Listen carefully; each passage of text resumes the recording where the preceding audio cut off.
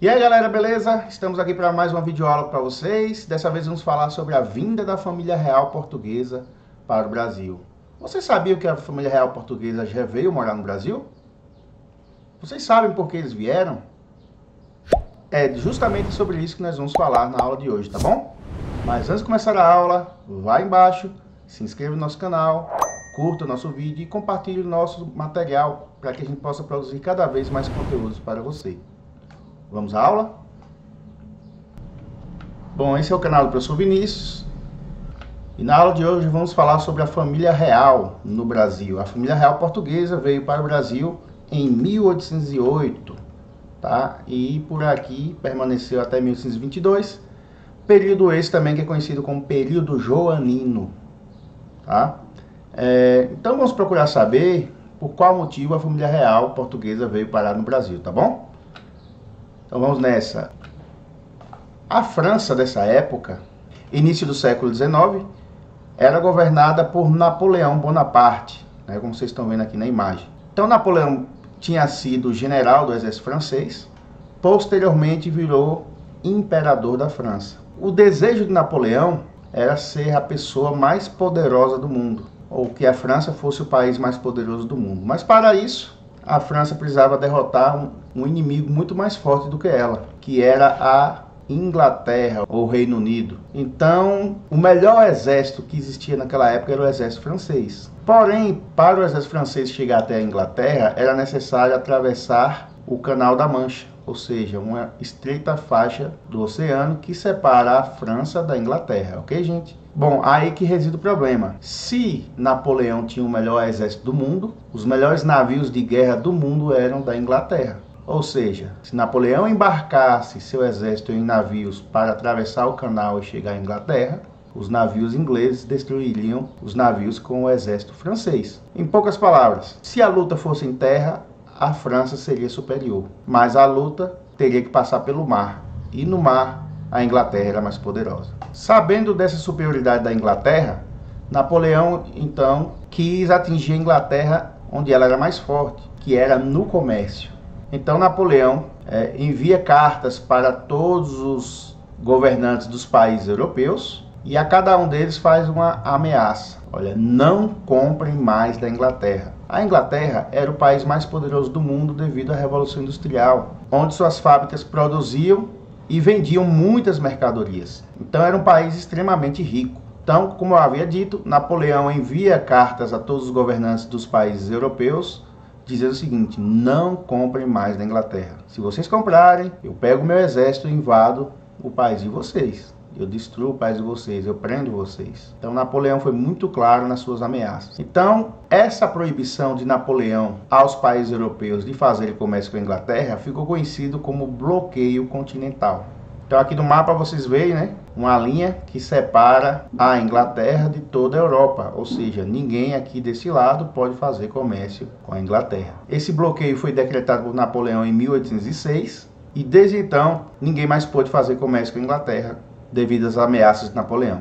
Bom, vamos ver a situação de Portugal. Portugal era governada pela rainha Dona Maria I, que tinha como príncipe herdeiro do trono Dom José. Porém, Dom José morreu aos 27 anos de varíola. Então, quem passou a ser o descendente do trono português foi o irmão mais novo, Dom João, que é esse que vocês estão vendo aí na imagem. O que acontece? Dona Maria, a rainha, ela passou por um surto, piorou depois que perdeu o filho e também depois que perdeu o marido. E como ela não tinha mais capacidade mental para governar, quem assume o trono é Dom João. Então Dom João era chamado de príncipe regente, porque apesar de não ser o rei, ele era príncipe, era ele quem de fato governava no lugar de sua mãe. Então quem recebe a carta com a decretação do bloqueio continental imposta por Napoleão, lá em Portugal, foi Dom João. Só que Dom João viu que ficou numa situação extremamente difícil, porque o principal parceiro comercial de Portugal era a Inglaterra. Da mesma forma que Portugal comprava produtos ingleses, como todos os países da Europa, a Inglaterra também comprava muitos produtos portugueses, ou seja, Portugal dependia desse comércio com a Inglaterra. Então, se Portugal deixasse de comercializar com a Inglaterra,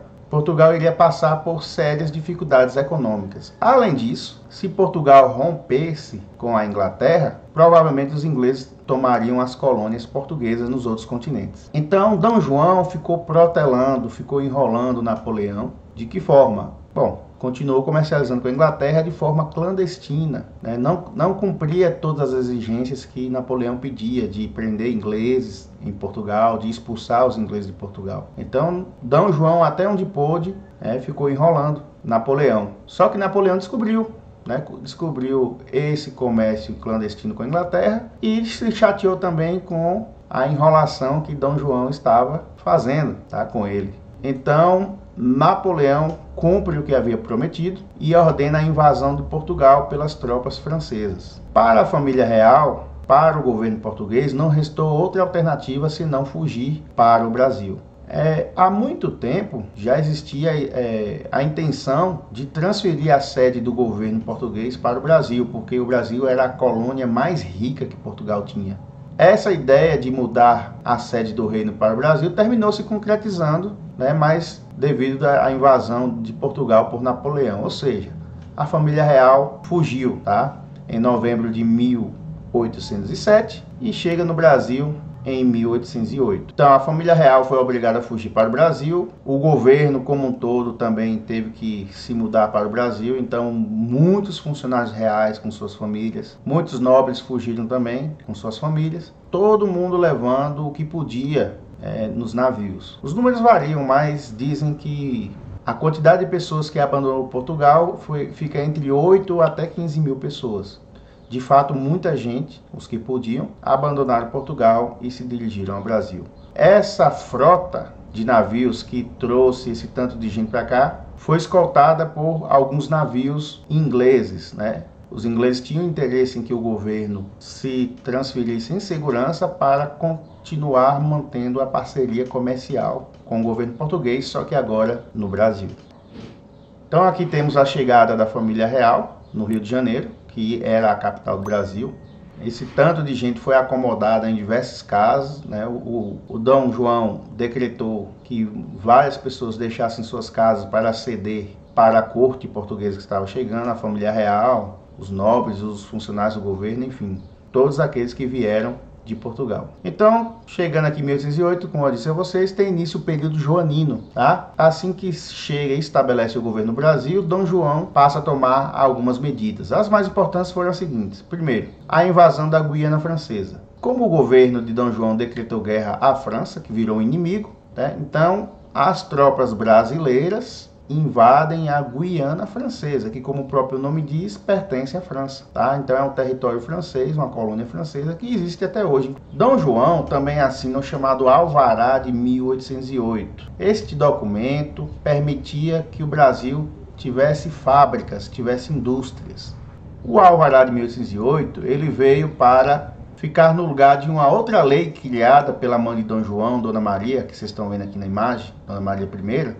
Nesta lei anterior, Dona Maria, ela proibia o Brasil de ter fábricas, porque, por ser colônia, o Brasil não podia produzir mercadorias, e sim consumir mercadorias de Portugal, ou seja, o lucro teria que ir para Portugal. Então a atividade industrial no Brasil era proibida desde a época que Dona Maria havia assinado a lei. Então, com o Alvará de 1808, Dom João reverte essa decisão e autoriza o Brasil a ter fábricas, até porque o Brasil não ia poder comprar nada de Portugal, que estava lá na mão de Napoleão, desde a invasão. Então aqui está o documento onde o príncipe regente Dom João permite a instalação da atividade industrial no Brasil. Outra decisão importante de Dom João foi a abertura dos portos brasileiros para as nações amigas. O que quer dizer isso? Que o Brasil poderia receber navios com mercadorias de qualquer país do mundo, desde que fosse um país amigo do Brasil. Então, o Brasil poderia comercializar a partir desse momento com quem quiser. Ora, isso foi ótimo para o Brasil, pois se antes o Brasil só venderia para Portugal, agora o Brasil poderia vender para vários países, ou seja, você ia vender muito mais, ia trazer muito mais lucro para o comércio brasileiro. Então, esta decisão acabou com o exclusivo colonial, ou seja, o fato de o Brasil só poder vender para Portugal. Agora o Brasil poderia vender para quem desejasse, ok? Ao mesmo tempo, como eu falei há pouco, qualquer país poderia vender para o Brasil, desde que pagasse um imposto à alfândega brasileira. Esse imposto seria de 24% sobre o valor da mercadoria vendida aqui no Brasil. Bom, quem gostou dessa decisão da abertura dos portos brasileiros foi a Inglaterra, que passou a vender inúmeros produtos que estavam proibidos de ser vendidos na Europa devido ao bloqueio continental. Porém, apesar dessa permissão, a Inglaterra ainda achava que o imposto estava muito alto.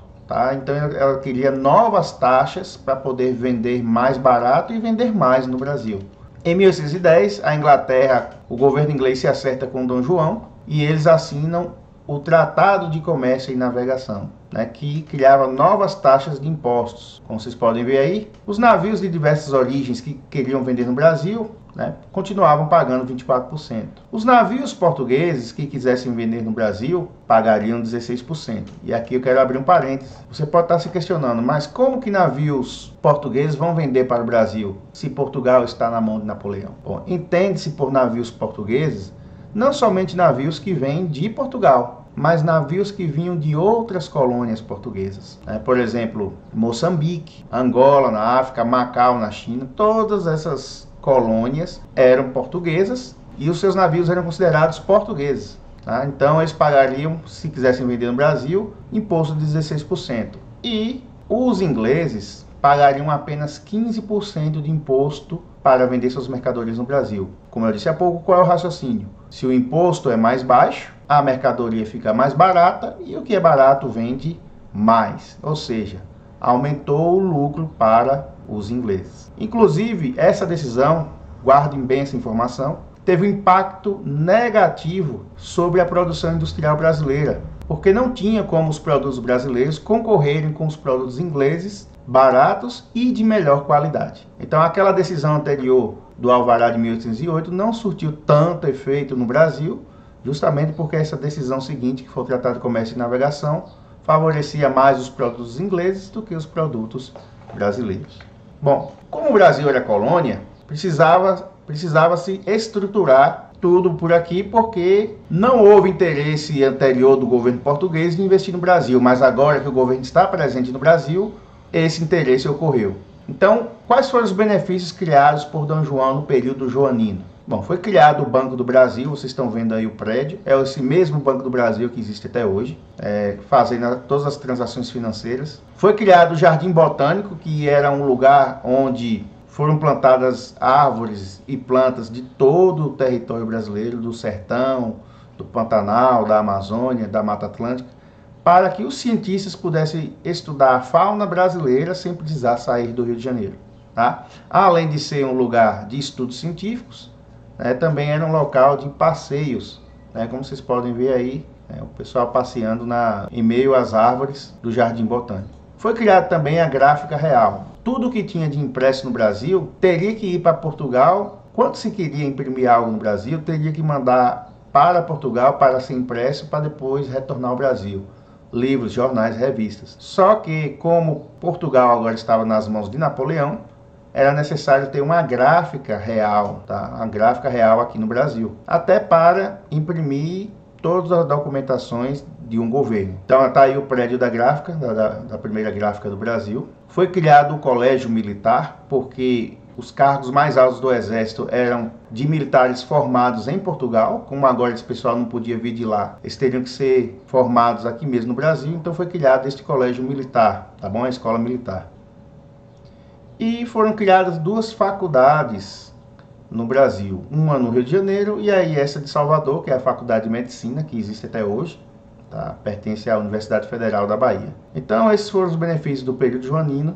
E vamos falar agora de novos desdobramentos desse governo de Dom João no Brasil. Em 1815, Napoleão foi definitivamente derrotado na Europa. Os países se uniram lá e conseguiram derrotar o exército de Napoleão. Imediatamente foi convocada uma reunião na cidade de Viena, na Áustria. Reunião esta que ficou conhecida como o Congresso de Viena. E nesta reunião decidiu-se que todos os governantes que haviam perdido o poder para Napoleão teriam o seu poder de volta. Em outras palavras, quem foi preso, quem fugiu, quem deixou de governar o seu país, voltaria a governar. Que era o caso de Dom João, que teve que fugir para o Brasil com a rainha, a sua mãe, e toda a corte portuguesa. Só que com uma condição: para receber o poder de Portugal de volta, Dom João teria que morar na sede do reino. A sede do reino português é Portugal, e Dom João morava na colônia, que era o Brasil. Então, como não desejava retornar a Portugal, Dom João muda a condição política do Brasil. O Brasil deixa de ser colônia e passa a ser Reino Unido a Portugal e Algarves. Ora, se o Brasil é reino, Portugal é reino e Algarves é reino, os três são unidos, e tanto faz Dom João morar em qualquer um dos três lugares que ele está morando na sede do reino. Em outras palavras, se a obrigação de Dom João de receber o poder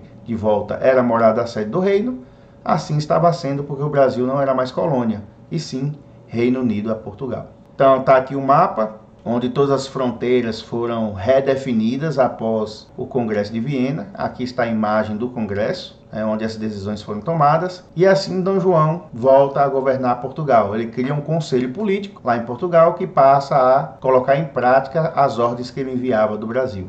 E logo no ano seguinte, Dom João é coroado rei. Dona Maria I falece em 1816, e como ela era rainha, após a sua morte é que Dom João poderia ser coroado rei. Então ele passa a se chamar Dom João VI após a coroação, porque foi o sexto rei de Portugal com o nome João, ok?